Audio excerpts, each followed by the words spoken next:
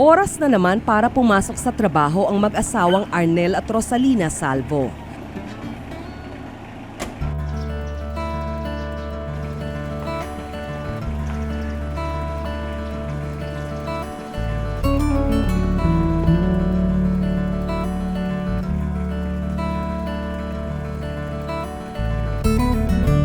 Pareho silang guro at nagtuturo sa magkaibang public high school sa Quezon City. Ito ko muna po si Macy sa school niya, tapos ngayon diretso na po ako sa eskwela.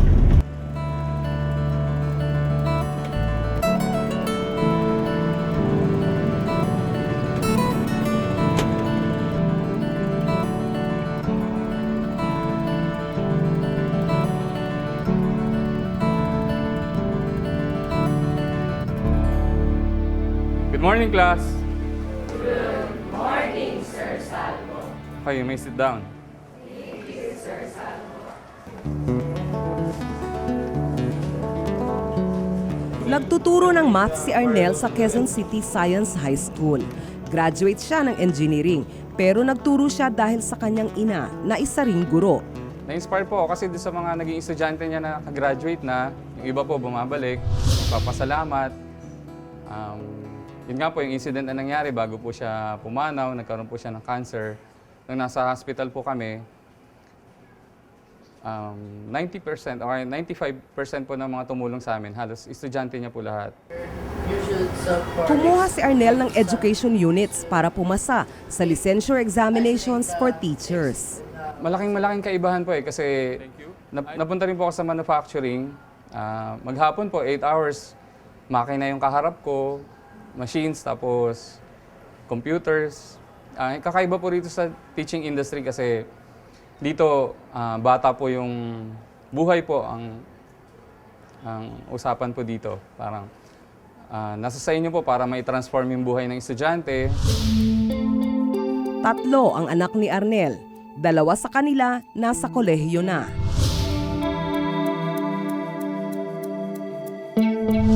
Mahigit 34,000 ang gastos ng kanilang pamilya kada buwan. Di pa kasama rito ang bayarin sa eskwela ng mga anak nila. Hindi sapat ang sweldo nila sa pagtuturo para rito. Nagbibigay naman ng gobyerno na increase ng sweldo ng mga guro. Minsan po hindi makasabay sa inflation rate.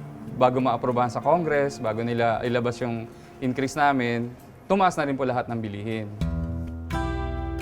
Kaya kung ano-anong sideline ang pinasok nilang mag-asawa. Marami na.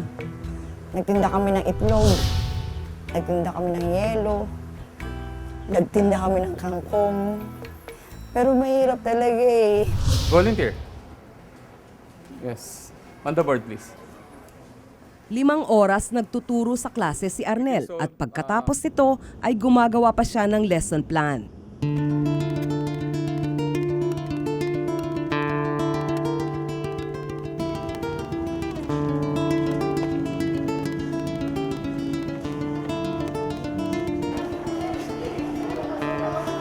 Pagpatak ng alas 4 ng hapon, oras na para sa kanyang sideline.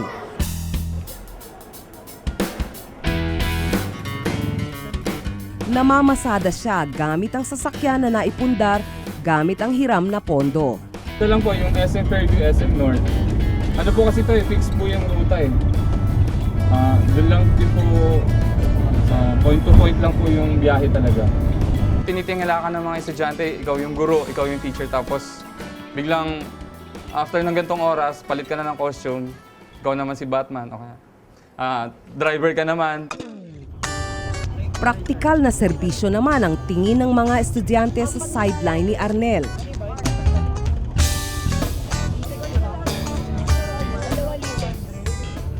Since yan po, maraming kailangan gawin na schoolwork, mas nakaka-save na rin po siya ng effort kapag dito na sumasakay kaysa po sa terminal.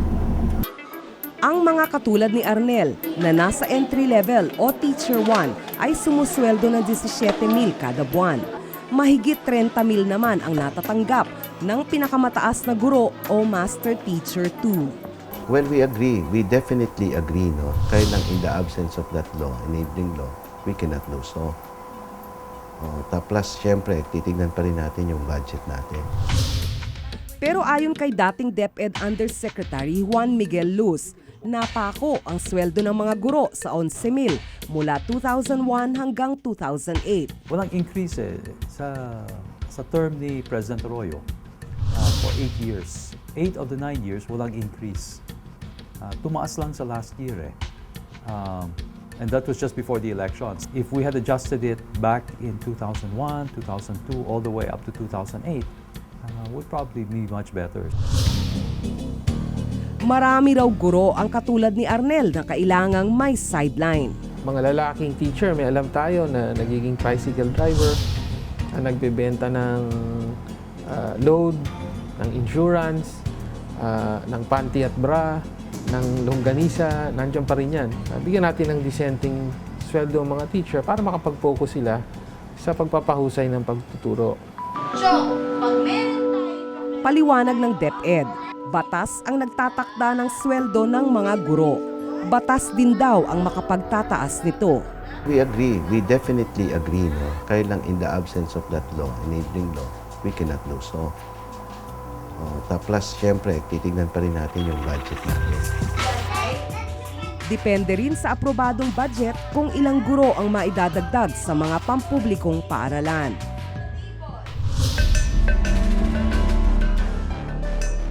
Noong nakaraang pasukan, 100,000 guro ang kulang. Ang mga lokal na pamahalaan daw ang dapat kumilos para mapunan ang kulang na guro sa mga bayan at probinsya.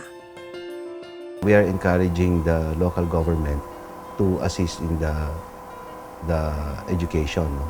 In the education in general. No? Hindi lang sa hiring ng mga teachers natin, even in the